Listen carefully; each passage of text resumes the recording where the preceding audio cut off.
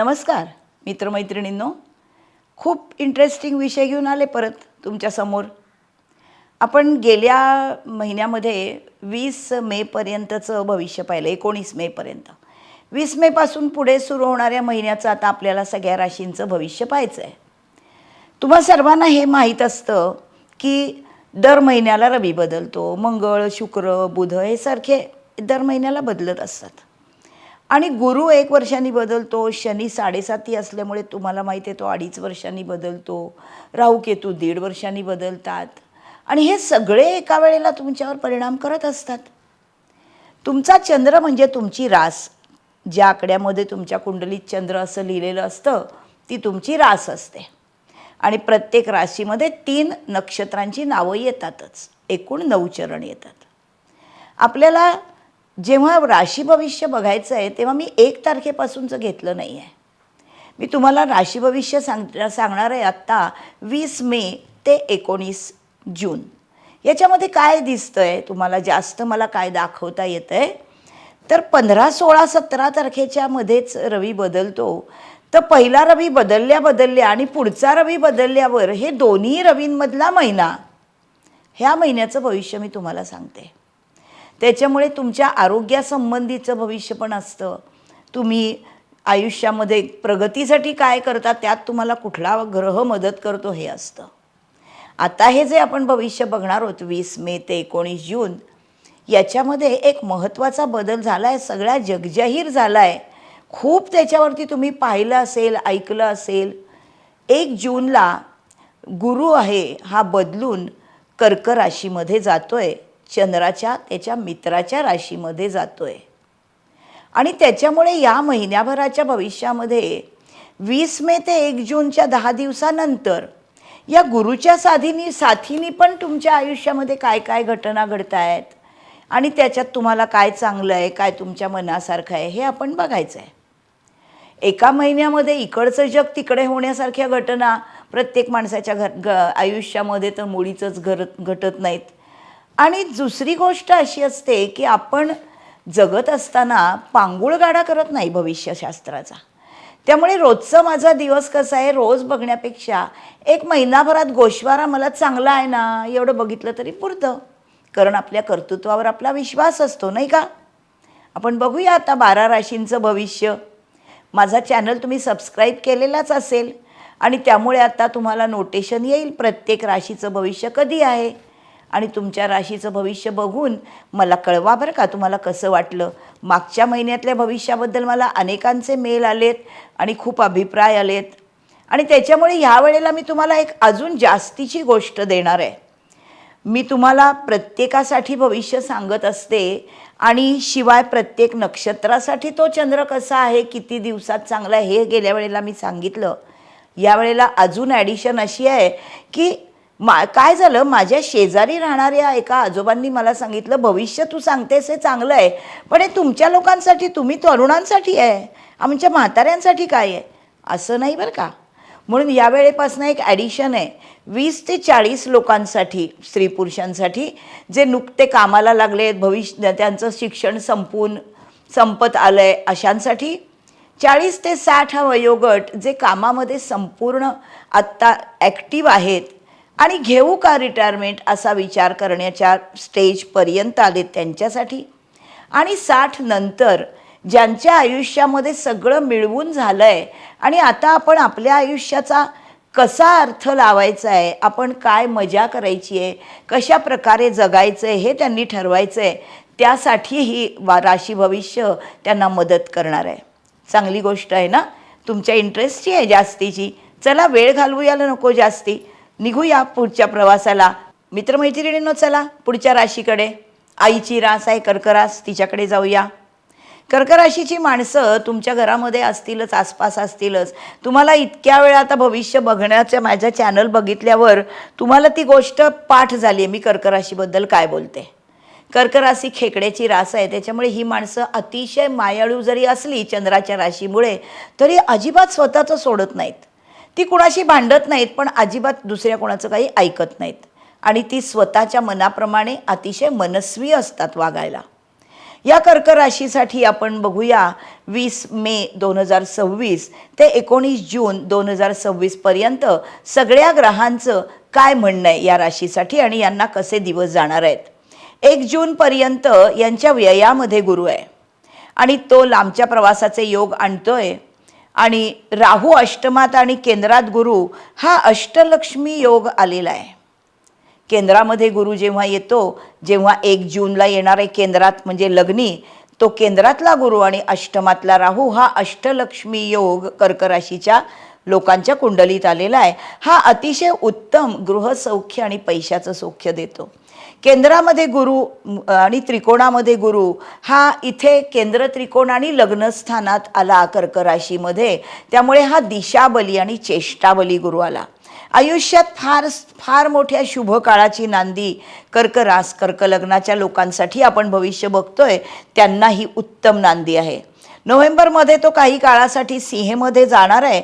कर्क राशीच्या समोर राहू येणार आहे नोव्हेंबरमध्ये आणि बलवान राहू तो आहेच, कारण तो मकर राशीमध्ये, शनीच्या राशीमध्ये, मित्राच्या राशीमध्ये आहे। शनीच्या राशीतला राहू बलवान असतो, त्यामुळे सर्वांसाठीच काही काळ उत्तम गोष्टी करणारे गुरु आणि राहू आहेत, एकमेकाकडे बघणारे। 8 जूनपासून पहिला शुक्र, सर्वच छान ग्रहमान तुम्हाला येत आहे।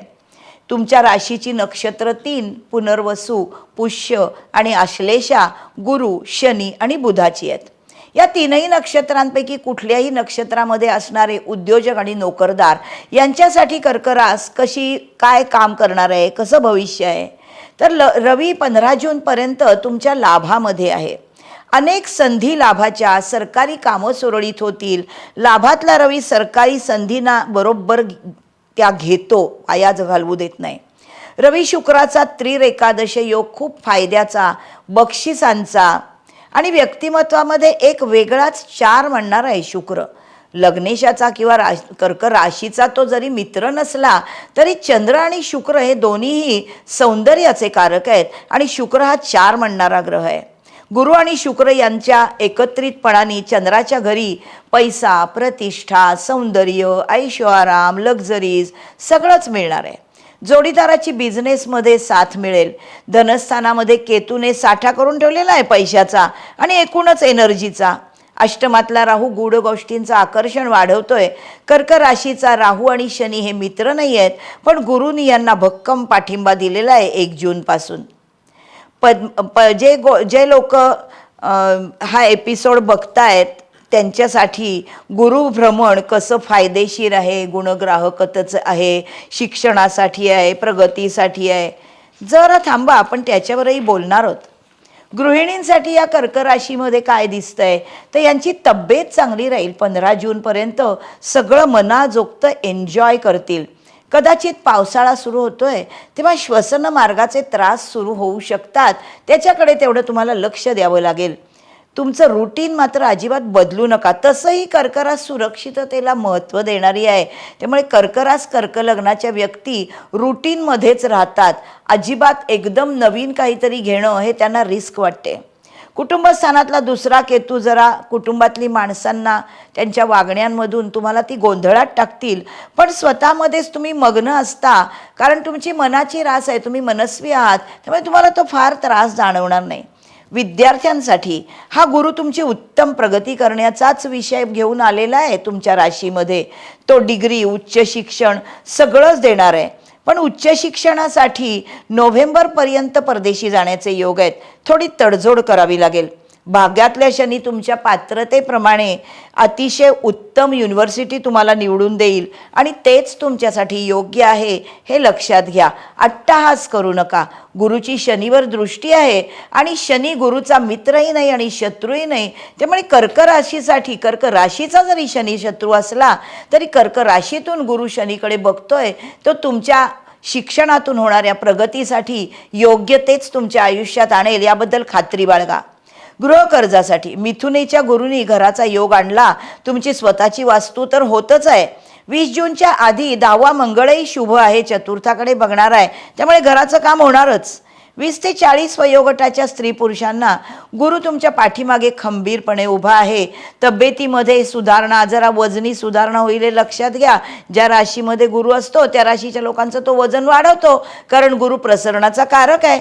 भिन्नलिंगी आकर्षणाचं रूपांतर व्यवहारामध्ये होणार, विवाहामध्ये होणार आहे, कारण गुरु आणि शुक्र दोघंही कर्केतनं समोर सप्तमाकडे कर्क लग्नाच्या कुंडलीत शुक्र बघतोय. 40 ते 60 वयोगटातल्या लोकांना परदेशी कामाला जाण्याची निवड होईल, पण शनी खूप जास्त काम असेल अशाच ठिकाणी तुमची निवड करेल हे लक्षात घ्या. 11वा रवी, 11वा मंगळ, 15 जूनपर्यंत सरकारी कामं करून घेऊन लगेच त्याचे लाभ तुम्हाला मिळवून देणार आहे. निवृत्तीच्या वयाच्या लोकांसाठी जूनचा दुसरा आठवडा हा सरकारी लाभ मिळाल्याने मानसिक आणि खूप समाधानाचा जाणार आहे. निवृत्त होताना आपण पुढे काय करायचं याबद्दल तुमचे आडाखे असतीलच. 60च्या पुढच्या लोकांना आता खरा स्वतःचा आध्यात्मिकतेचा मार्ग मिळेल. यांना चांगला गुरु भेटू शकतो. गुरुची भाग्यावर दृष्टी आहे, त्यामुळे तुम्हाला ज्या गोष्टी नवीन करायच्या आहेत, नवीन शिकायच्या आहेत, स्वतःचा आनंद मिळवायचा आहे, त्याच्यासाठी तुम्हाला भेटणारी व्यक्ती गुरुतुल्य असू शकते. तिच्यावर विश्वास ठेवा.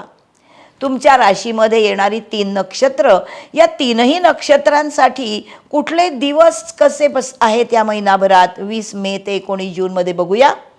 पुनर्वसू नक्षत्र कर्क राशी ज्यांचं आहे त्यांना 21 मे, 2 जून, 5 जून आणि 14 जून हे लाभदायक आहेत. 25 मे पण थोडासा लाभ देणार आहे, पण थोडा संघर्ष करायला लावणार आहे. 4 जून जोडीदाराबरोबर मौज मजा कराल. 11 जून स्वतःच्या घरात राहायला जाल, घराचे योग आहेत. तर 20 ते 60 वर्षापर्यंतच्या सर्व लोकांना गुरुचा खूप मोठा आशीर्वाद आहे. पुष्य नक्षत्राच्या लोकांसाठी 21 मे, 22 मे, 1 जून, 3 जून, 4 जून, 11 जून, 12 जून अतिशय आरोग्यदायी आणि धनदायक दिवस आहेत. 27 मे अचानक धनप्राप्तीचा आहे. 26 मे जोडीदाराबरोबर मौज मजा करण्याचा आहे. 4 जूनला कामात थोडासा त्रास घेतला तर पूर्ण समाधान, आनंद आणि पैसा मिळेल. पुष्य नक्षत्र शनीचं आहे, कष्टाला घाबरत नाही तुम्ही. आश्लेषा हे बुधाचं नक्षत्र, जे नक्षत्र कुंडलिनीचं प्रतीक आहे. ही माणसं आध्यात्मिक असतात. 21 मेला तुम्हाला काहीतरी छान बातमी कळेल. तुम्हाला गुरु भेटणारच आहे. मोठ्या वयाच्या लोकांना गुरु भेटल्याचा आनंद मिळणार आहे. 22 मे, 1 जून हे दिवस खूप आरोग्याचे आहेत. 25 मे, 2 जून, 3 जून, 11 जून धनप्राप्ती, सुखाचं वातावरण घरात असणार आहे. 27 मे, 5 जून, 14 जून या दिवसामध्ये यश मिळण्यासाठी थोडा संघर्ष कराल. संघर्ष करण्यासाठी तुमची बुद्धिमत्ता उत्तम असल्यामुळे तुम्हाला तो जड जात नाही आणि त्यातून तुम्हाला यशदायी दिवस जाईल. बघा कर्क राशीला किती चांगले दिवस येत आहेत. सगळ्या जणांना, सर्वांना, उद्योजक, नोकरदार, गृहिणी, विद्यार्थी, सर्व वयोगटाच्या लोकांना मौज मजा करण्याचे दिवस गुरु आणतोय. त्याचबरोबर कर्तव्यपूर्ती पण करायला लावतोय. बघा तुम्हाला कसा अनुभव येतो. माझा चॅनल सबस्क्राईब करा आणि मला अभिप्राय द्या. पुढच्या राशीकडे आपण जाऊया. तोपर्यंत बाय बाय.